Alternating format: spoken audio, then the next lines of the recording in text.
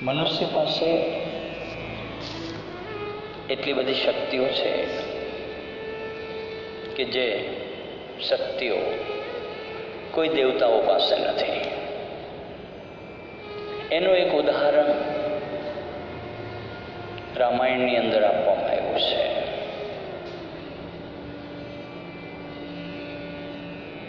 ઇન્દ્ર આદિ દેવતાઓ દાનવો સાથે લડી લડીને થાકી ગયા હતા. એવા સમયે ભગવાન વિષ્ણુ પાસે ઇન્દ્ર જાય છે અને કહે છે કે ભાઈ અમે દાનવોને કોઈ હિસાબે જીતી નથી શકતા, તો એવી કઈ શક્તિ છે કે જે દાનવોને જીતી શકે એમ છે?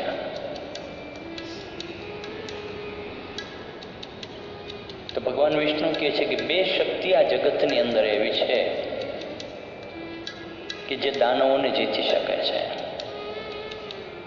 એમાં પ્રથમ શક્તિ છે ભગવાન શિવજી, કે જેની સામે એક પણ દાનવ ટકી નથી શકતો. અને બીજી શક્તિ છે મનુષ્ય. મનુષ્યના હાથે કોઈ દાનવ બચી ન શકે.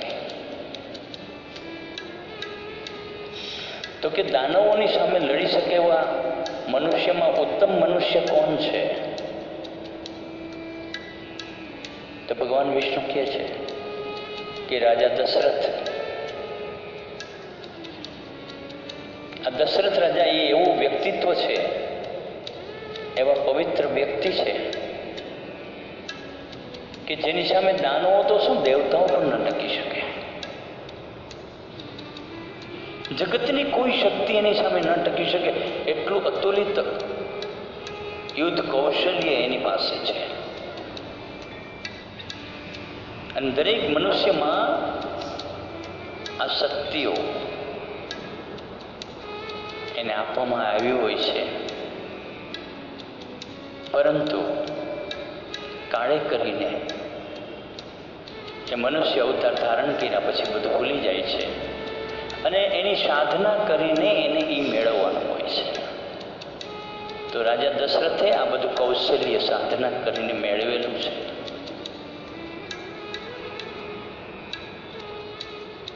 તો ઇન્દ્ર રાજા દશરથ પાસે જાય છે, વિનંતી કરે છે કે ભગવાન વિષ્ણુનો આદેશ છે કે આપ અમને મદદ કરવા પધારો. રાજા દશરથ તૈયાર થઈ જાય છે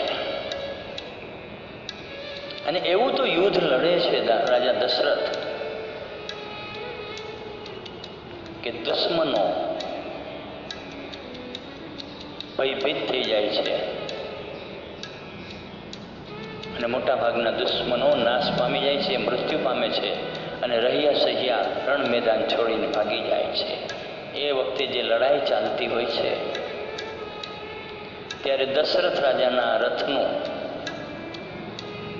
એક વ્હીલમાં જે ખીલો ભરાવેલો હોય છે, લોક મારેલો હોય છે, એ લોક ખુલી જાય છે અને પૈડું બહાર નીકળવાની તૈયારીમાં હોય છે. એવા સમયે માં કઈ પોતાની આંગળી એ રથના ધરાની અંદર નાખે છે અને વ્હીલને બહાર નીકળતું અટકાવી દે. કેટલી ક્ષત્રાણીની અંદર એ તાકાત હશે, તમે વિચાર કરી લ્યો.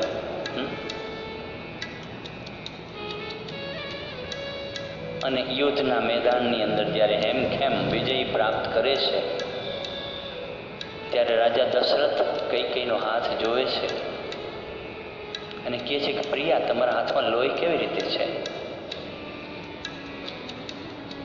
તો કે કંઈ નહીં, એમનેમ છે. નહીં કે બતાવો શું છે?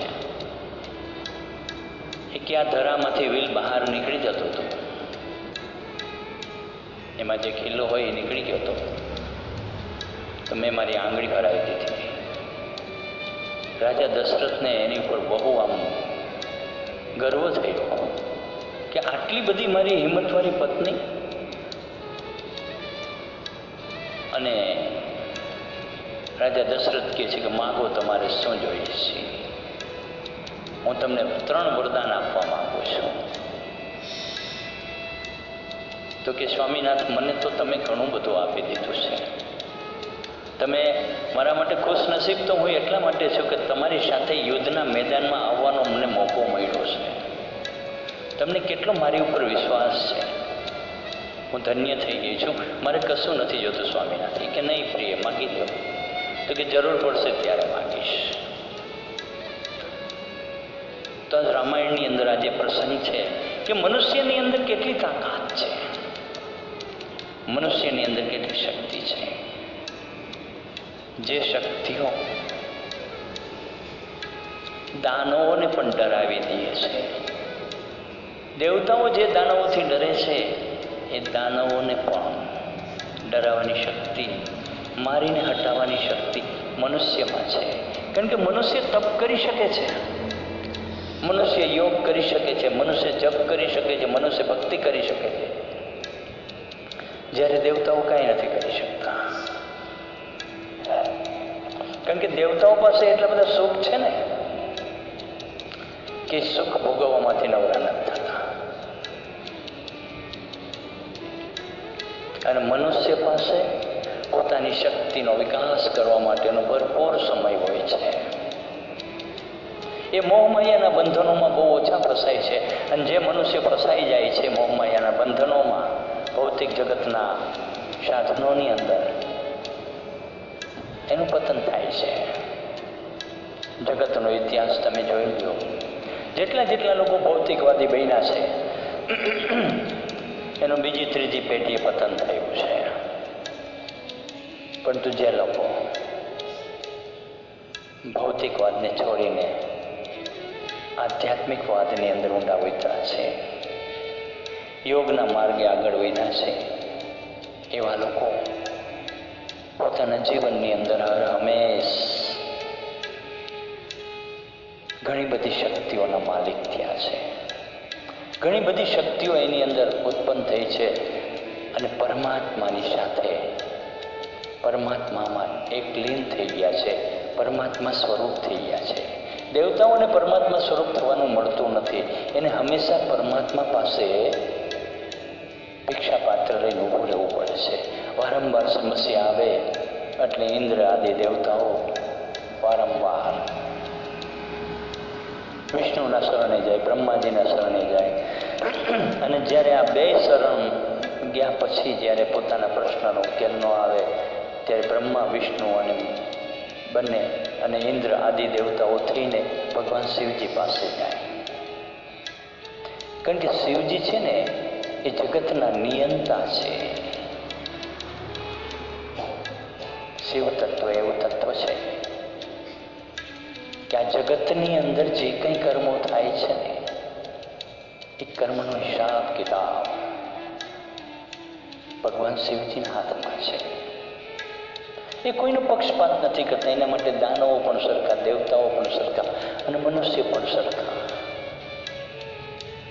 પણ મનુષ્યની અંદર એક વિશેષ શક્તિ આપી છે કે એને જે બનવું એ બની શકે છે. દાનવો નથી બની શકતા.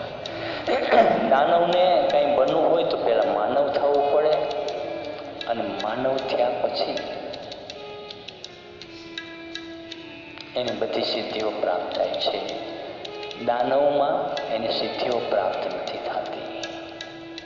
તો દાનવ કોણ છે? મનુષ્યની અંદર જ દાનવ વૃત્તિ ભરી છે, મનુષ્યની અંદર દેવતાની વૃત્તિઓ ભરી છે અને માનવની અંદર જ માનવ વૃત્તિ ભરી છે. જેને ઈંડા અને પિંગલા કહેવાય છે. ઈંડા છે દેવતાઓની વૃત્તિ છે, જે તમારી ડાબી નાસિકા છે. પિંગલા જે તમારી જમણી નાસિકા છે તે દાનવની છે, જેની અંદર તોડફોડ કરવી, મારફાડ કરવી, શૌર્ય બતાવવું, આ બધું જમણી નાસિકા પાસે છે. આરામથી જિંદગી જેવી, ખાવું પીવું, મોજ કરવું, એ બધું ડાબી નાસિકા પાસે છે. પરંતુ જે સુષુમ્ના નાડી છે કે જ્યારે બંને નાસિકામાંથી શ્વાસ ચાલે છે એ માનવ વૃત્તિ છે, સાત્વિક વૃત્તિ જેને કહેવાય છે. એની અંદર સત્યની પરખ થઈ જાય છે. માણસને સત્યના રાસ્તે ચલાવવા માંડે છે. જે સત્યમાં ચાલે છે તે મનુષ્ય છે. જે શૌર્ય અને શક્તિ બતાવે છે, હાલતા ચાલતા કોઈને હેરાન પરેશાન કરે છે, એ દાનવ વૃત્તિ છે. અને દેવતાઓ બીજાને ભ્રમણામાં નાખીને એની પાસેથી ધન લૂંટા કરે છે કે આ ક્રિયા નહીં કરો તો તમને આમ થશે, ઓલા ભગવાનને નહીં માનો તો આમ થશે, ફલાણું ધર્મ દાન નહીં કરો તો આમ થશે. હજી સુધી કોઈ દાનેશ્વરીને ડાયાબિટીસ મટ્યું નથી. હજી સુધી કોઈ દાનેશ્વરીને બીપી મટ્યું નથી. કોઈ ધર્માત્માને બીપી મટ્યું નથી. તો શું કામે નથી મળતું? એટલા બધા પુણ્ય કાર્ય કર્યા હોય છતાંય રોગથી શા માટે પીડાય છે? કારણ એ છે કે ભ્રમણામાં જીવે છે મનુષ્ય. પણ માનવ થઈ જાય તો યોગ કરી શકે, અને યોગ કરી શકે તો રોગોમાંથી મુક્તિ પણ મેળવી શકે. આપણે સામાન્ય યોગ કરીએ છીએ તો આપણને નાના નાના રોગોમાંથી આપણને મુક્તિ મળી જાય છે. બીપીમાંથી મળી જાય છે, ડાયાબિટીસમાંથી મળી જાય છે, કોલેસ્ટ્રોલમાંથી મળી જાય છે, સાંધાના દુખાવામાંથી મળી જાય છે, કબજિયાતમાંથી મુક્તિ મળી જાય છે, ગેસ એસિડિટીમાંથી મુક્તિ મળી જાય છે, માઇગ્રેન પેનમાંથી મુક્તિ મળી જાય છે, અસ્થમામાંથી મુક્તિ મળી જાય છે. આપણે હજારો દાખલાઓ જોયા છે કે યોગ કરવાથી આ બધું થાય છે. કરોડો રૂપિયાનું દાન દેનારાઓને પણ અનેક રોગોનો સામનો કરવો પડે છે, અનેક દવાખાનાના ચક્કરો કાઢવા પડે છે. આપણે નસીબદાર છીએ કે માનવ વૃત્તિ લઈને આપણે જીવી રહ્યા છીએ. તો સદા કાળ માટે માનવ થઈને મારે તમારે જીવવાનું છે. સાચા માનવ બનીને જીવવાનું છે. અને માનવ એક જ એવું જીવ તત્વ છે. ખાલી માનવ દેહ મળી જવાથી કોઈ માનવ નથી થઈ જતો. આ વસ્તુ તમે સમજી લેજો. માનવ ત્યારે થવાય છે કે જ્યારે પોતાના શ્વાસની પહેચાન પોતાને થઈ જાય છે, જેને પોતાની જાતની ઓળખાણ થઈ જાય છે, પોતાનો રસ્તો પોતે શોધી લે છે, પોતાના રસ્તે પોતે ચાલવા માંડે છે, અને પોતાનું સ્વયં યાત્રા સ્વયં કરે છે. એ સાચો માનવ છે. એને સાચું પરમાત્માની દિવ્ય શક્તિઓ પ્રાપ્ત થાય છે. એટલે દશરથ રાજાને ત્યાં ભગવાન રામે એટલે જન્મ લીધો હતો. ગમે ત્યાં ભગવાન જન્મ નથી લેતા.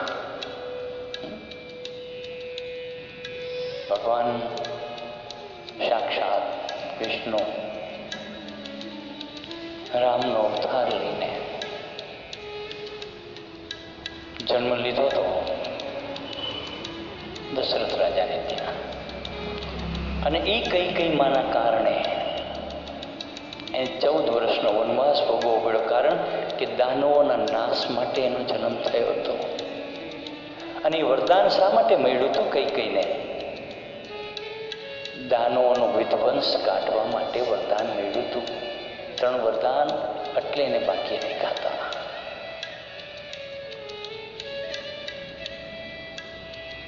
તો દાનવ માનવ શરીરની અંદર રહે છે, દેવતાઓ માનવ શરીરની અંદર રહે છે, અને મનુષ્ય પણ માનવ શરીરની અંદર રહે છે.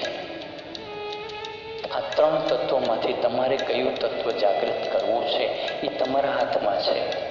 જે પ્રાણાયામ કરશે એ તો માનવ જ છે, એ રાક્ષસ થઈ જ ન શકે. કારણ કે ત્યાં શિવજીનો પહેરો છે, અને યોગનું નિર્માણ શિવજીએ કરેલું છે. અન્ય કોઈ દેવતાઓએ નથી કરેલું. અને શિવજીની કૃપાથી આપણને યોગ મળ્યો છે. એટલે આપણી અંદર સાત્વિક વૃત્તિ આવે છે. એટલે આપણે જ્યાં જાય છીએ ને, જે કાર્ય કરી છીએ ને,